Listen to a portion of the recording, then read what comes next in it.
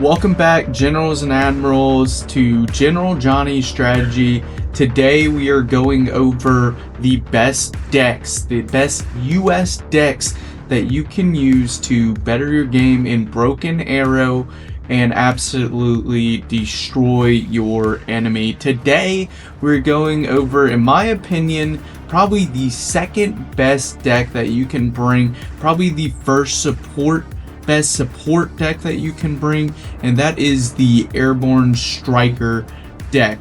Plenty of options for air in this deck, plenty of options for artillery and ADA and all sorts of things. The only thing that it really lacks is going to be your armor tab. We'll get all into it and more on this episode for General Johnny's Strategy. If you haven't already, like and subscribe. I go over real-time strategy tips for real-time strategy games, especially Broken Arrow. So let's get on into it. So this is my Airborne Striker deck. I'll go by each line for the Airborne Striker deck and kind of explain what each of the units are for, what each of the tabs, how I use it, and then hopefully we can show some game footage of how this is used in one of my live streams. So on the recon tab, you got the airborne snipers. Very good unit here. I don't usually equip them with the anti-material rifle just because the extra money, although that is a good option if you can find it. You have 25 extra points. Here I just have some Humvee. That's just another fast option. Again, 115 speed just to get it out of here. Now, these things are amazing. The scouts, so they have 3 of these AT-4CS RS, which is a pretty good AT weapon system. It's a smaller unit, right? But this is actually pretty good, especially if you're getting an IFV rush from the Russians like they used to or like to do, especially with BMPs. And this is one of my favorite, and I think one of the, I guess, most underrated vehicles in my opinion is this Striker RV. Like, it can laze, it's fast, it can kill things. Like, it is really good. I've had it sneak in the back line and kill a pack before. I mean, this thing is awesome with 2400 range, it's got 100 speed, 1.25 stealth. I mean, this thing is really good, all for 70 points.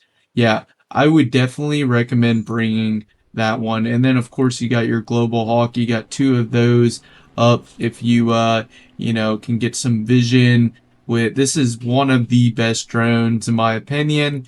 All right, so we also have the Predator with the AT missiles. This is obviously only going to be used if I have like a certain problem on the flank. They don't have AT or AA coverage over there. I'll use that to deal with that. And then an RQ-7 Shadow, just a pro, 50 points. Okay, throw that up and sense what the ADA environment is. If you can use it to scout on the edges, then great. All right, probably the best infantry unit for US, actually, in my opinion, is this Airborne NGSW. So the Airborne NGSW is basically like an AT squad. I mean, it is really good at taking out IFVs, tanks, anything, you name it. They're equipped with MAWs, 600-meter range. They have 6 of these missiles or rockets and damage of 600. I mean, that's really, really good. And for their transports, as you can see, I've got the ISV just to get them out there fast. The ISV is probably one of the best transports just because it's 40 points. It can hold 9 people, so pretty much all my squads are 9, so it can hold all of them. Get them out there super quick with their speed of 120. All right, I've never really added in on any of this. The reason being is I have to be very careful. If you're going to use this, micro it well. Just be conservative, because this is 40 points. It can add up real quick. If you're just sending these out, they're getting shot. The infantry's getting damaged, sending them out there. But it's super fast, so I would use this, but use it cautiously and actually micro it when you get out there. But Yeah, Airborne NGSW. I have 5 of those for 85 points. It's a really good infantry unit. All right, the troopers. Now, I used to not love the troopers. Let's say this, they do have a javelin. They have 2 javelins, so it's a little bit disappointing on that.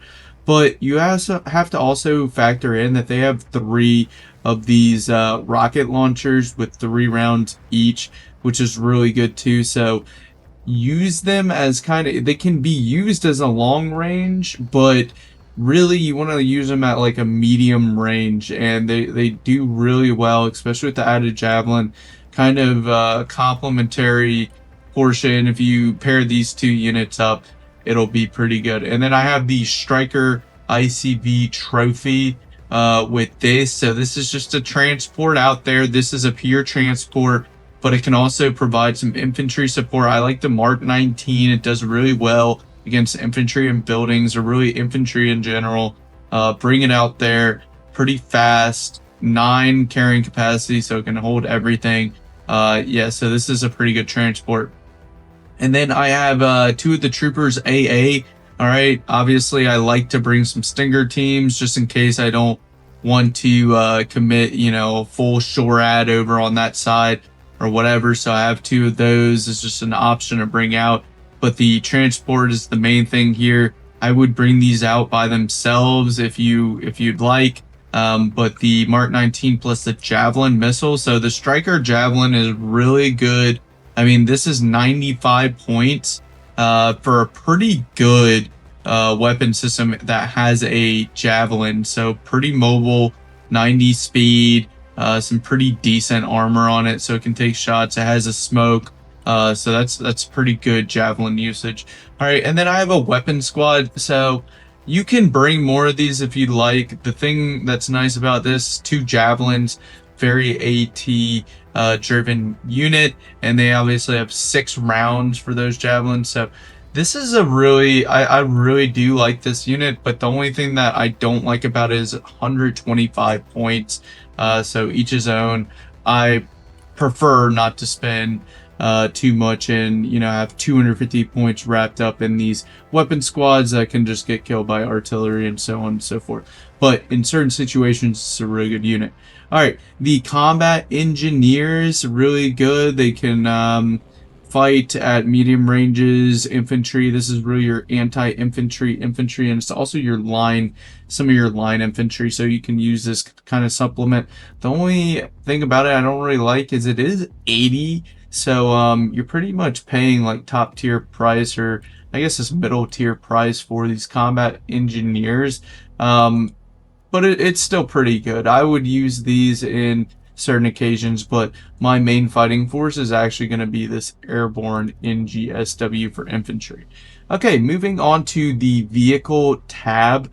Okay, so you have the M8 Thunderbolts with the M291 120 millimeter gun. This is a really good option. You have to keep these in the rear.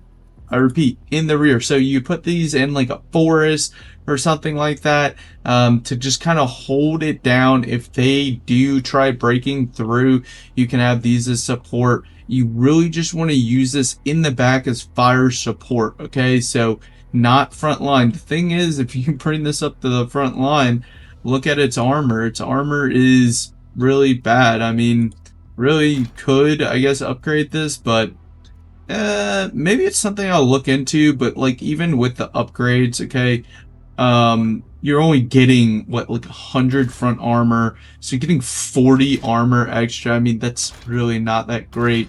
You could do, okay, so you have the reactive armor option. Actually, this is probably something I'll look into, is doing the reactive armor option. Okay, you can have this. So this has a lot of different options, and play around with it as you will. But I just had the default right here. Actually, now that I'm looking at it, heck, we're going to change this real quick. We're going to do 2 of these, and we're going to do the reactive armor. I think that's a pretty good save. We could even do this option. All right, but to each his own. Let me know in the comments what you prefer for your Thunderbolt. But it is a good fire support system. If you do that, you can only do 2. So just keep that in mind. So we can adjust this and put maybe right there. All right, that works. Now we have the Stryker ATGM trophy. Now, to be honest, right, I really like the fact that this is a trophy. I really like the fact that this has smokes. I wish I could bring one more. So, you know, if you did something like this, okay, but then the problem is I like to have 3 of these MGS trophies. So, it's really, you know, if you want to go more for a balanced look, you can do this, but I don't think you would ever really need maybe more than 1 or 2 of these. You could go for 3. I think 3 is a little overkill, but it is important to have some sort of ATGM supplement, especially if you have a lot of javelins, like we talked on our infantry tab. And you want a mobile ATGM, and this provides it pretty well because of the amount of armor it has. Reactive is 2 APS systems, and then it also has a smoke, so it's really important to have. All right, and then the Stryker MGS is probably one of my favorite weapons or platforms. Okay, and this thing is kind of a beast. Like, it can take out IFVs with its main 105 millimeter gun, right? But it also has the AGL, which is like really good. And the whole system is really good at like a medium range to take out infantry. So this is like your infantry support vehicle, but it also can take out IFVs. The only thing I don't love about it is the way I have the upgrade packages and everything with the reactive armor and smoke. It is 125, so you can bring that down to 100 if you don't want the the APS system. But then again, you can't, that limits your like ability to use this effectively. So, you know, although I think that's a little bit overpriced, to be honest, I think it should be more like 25 points or something like that. You know, to each his own. I think this is still a really good unit. Okay, and then I have the M10 Booker Iron Fist. Okay, so I have the 50 millimeter autocannon on this, and again, this is for deleting infantry in buildings, but it can also fight IFVs. It can also fight tanks in certain situations, but you have to like really get onto the sides and all that, and it really will only be effective in support or with support of other units. So the vehicle tab, as you can see, is you actually have a lot of options. They're just not able to go toe to toe with tanks, so you have to have other options to fight tanks. So that's what we have our helicopter tab to, and I'll skip the support tab to talk about the helicopter tab. So the Guardian is a really good AT helicopter in my opinion, and you can see that the difference between the Guardian, the longbow, is not like super like, as far as weapon systems, as far as, you know, your armor, your range, your stealth. All right, there's a little bit of difference between the speed, okay, but that's about it. The biggest difference, right, between the longbow and the Guardian, though, is going to be the ECM. So 25%, 1/4 a chance that the missile misses, and 15%. So that's why the Guardian is a little bit more expensive. I think it's definitely worth it. But the thing is, if it gets hit, just like the Guardian and the longbow, right, it is going to die pretty quickly, which is the sad part about U.S. helicopters in general. But these 3 helicopters, if you equip them with your fire and forget JAGM missiles, okay, it's a really good AT combo here. As you can see, I have 8 on the longbow with the 14 APKWS guided rockets. Okay, so the guided rockets are really good against infantry, especially if you can laze. But the main reason that you would bring these out is for vehicles, right? And then the Kiowa, this is an amazing helicopter if you can use it correctly, right? Is amazing helicopter. So I have it equipped with the Stinger missiles. You could also do probably the Hellfire missiles, but I like the Stingers so that it can act as an anti-helicopter. You know, hey, they're trying to do a helicopter rush, I send 2 of these out and you should be good. But they also sit on the flanks, protect your flanks against other helicopters. they can spot, and they can laze. That's the big thing about these 2,400-meter optics, ground range, low altitude 3,200, high altitude 2,000.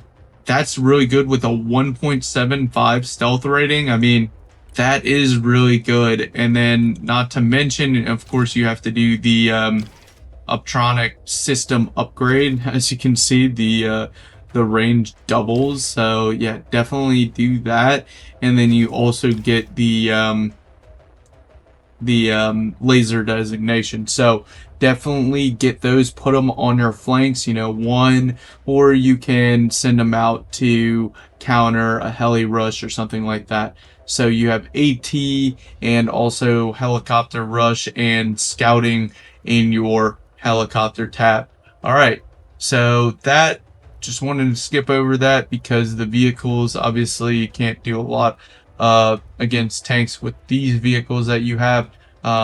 You can use the infantry, you can use the helicopters, and then the main part of this deck, and we'll still hit support, I promise, but I want to talk about the air tab. So the air tab, you have the 3 F-16 CJs. So this is for seed. You could really probably knock this down to 2 and then, you know, reallocate somewhere else, however you see fit.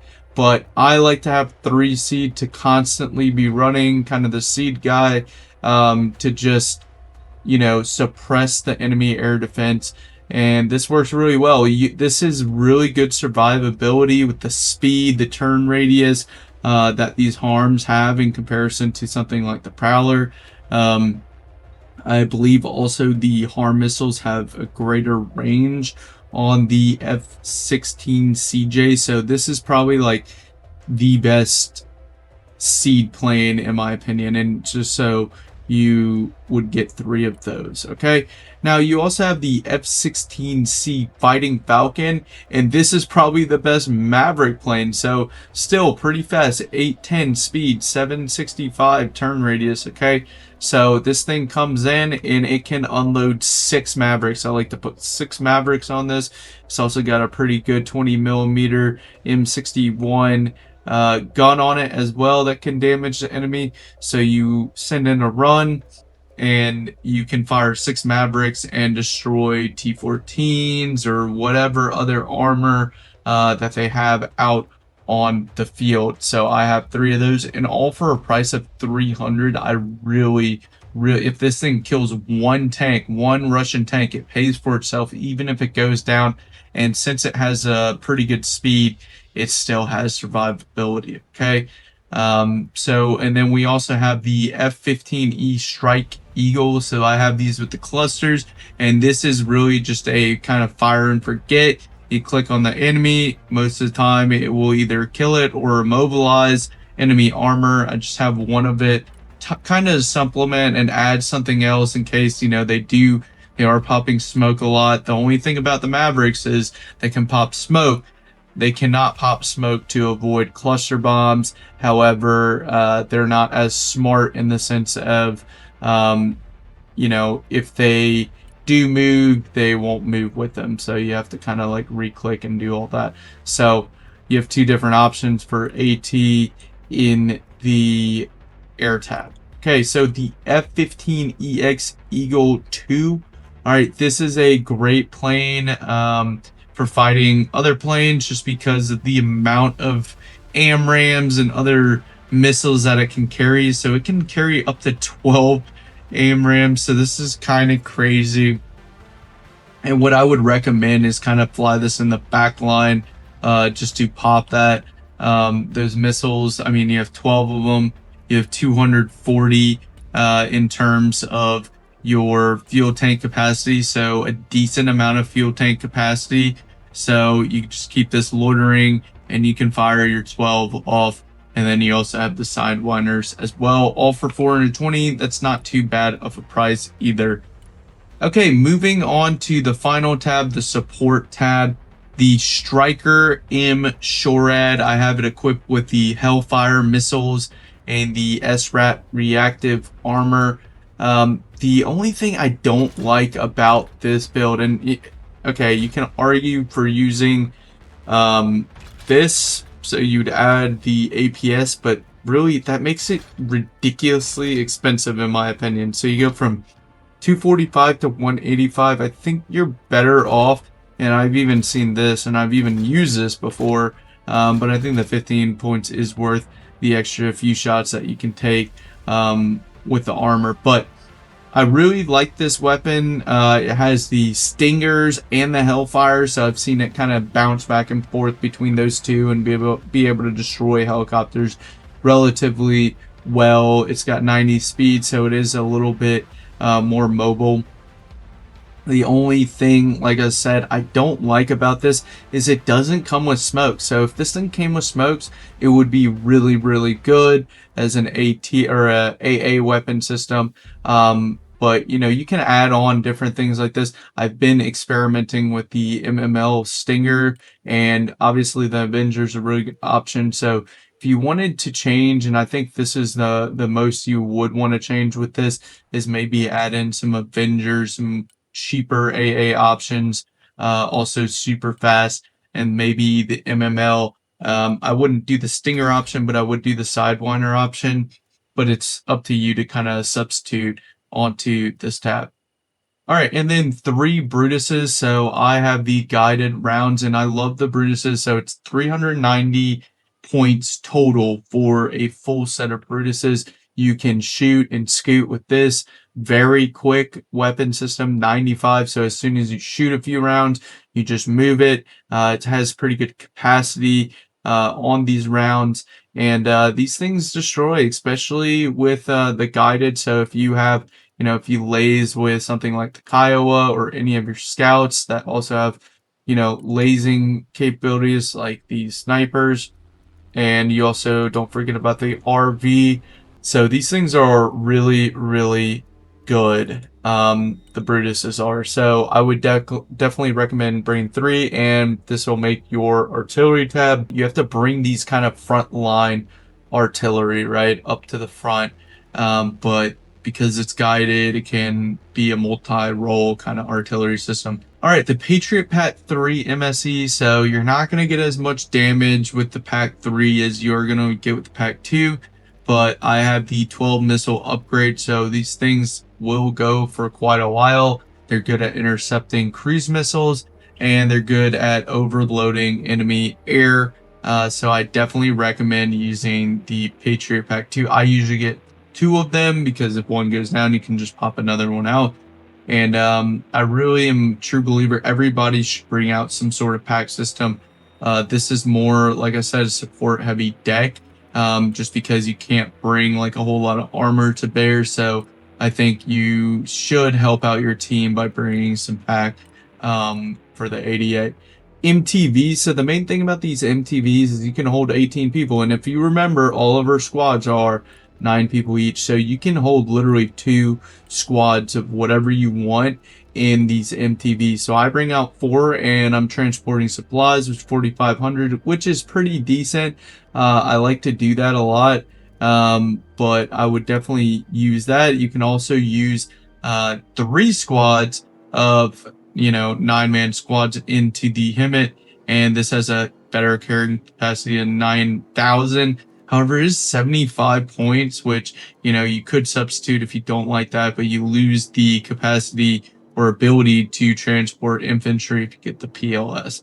So up to you kind of how you want that, but I do recommend bringing 4 of these for quick supplies. Again, this is 95 speed. This is 100 speed. So, I mean, these are really fast things as far as the transport, and they can hold a lot of squads.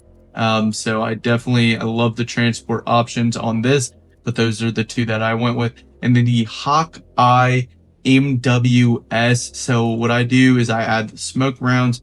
Again, super fast artillery piece here, and you just deploy your smoke so you can advance across the open fields or have an assault with your infantry. So that is pretty much it for this Airborne Striker deck. Remember, General Johnny's strategy, we'll be going over every single US specialization, giving it a rating, and what it's useful for. All right, so this is, again, my number 2 deck. All right, I will release all the other decks and kind of how I rate them since the patch. Things have really changed a lot since the patch, so but this is one of my favorite decks to play, and hopefully you like it. If you have any adjustments or any comments about how you would change this or any other better decks, leave the comments down below, and I will see you guys next time.